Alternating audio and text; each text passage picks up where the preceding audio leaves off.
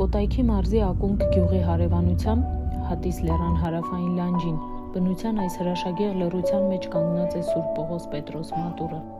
իբրև լուռ վկան անցյալ դարերի հավատքի ու հրաշքի։ Ասում են, որ այս վայրը պատահական չէ ընտրված։ Ավանդությամբ հենց այս տեղում Տերը մի նշան է ցույց տվել ժողովրդին։ Մի օր սոսկալի մի քար է պոկվել Հատիսի ժայռերից, գլորվել ներքև, պատրաստ հողին հավասարեցնելու ակունքը։ Գյուղացիները գետին ընկած աղոթում էին Աստծո ողորմությունը խնդրելով, աղոթքները ուղղելով Սուրբ Պողոս եւ Սուրբ Պետրոս առաքյալների բարեխոսությանը։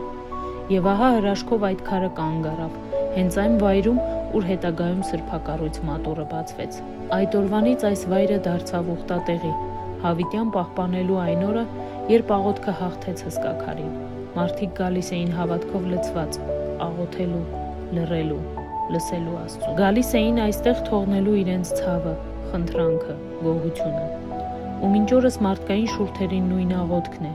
Սուրբ Պողոս եւ Սուրբ Պետրոս, եղեք մեր բարեխոս արտեր։ Այսօր էլ երբ շնչում ես այս լեռան զեփյուռը, թվում է քարերի մեջ դեռ ապրում է այդ աղոթքի արձագանք։ Հայոց հավատքի ճանապարհին կան վայրեր, ուր քարերն անգամ խոսում են։ Այդպիսին է Սուրբ Պողոս Պետրոս մատուռը, հինավուրց, բայց հավերժ կենդանի ուխտատեղի։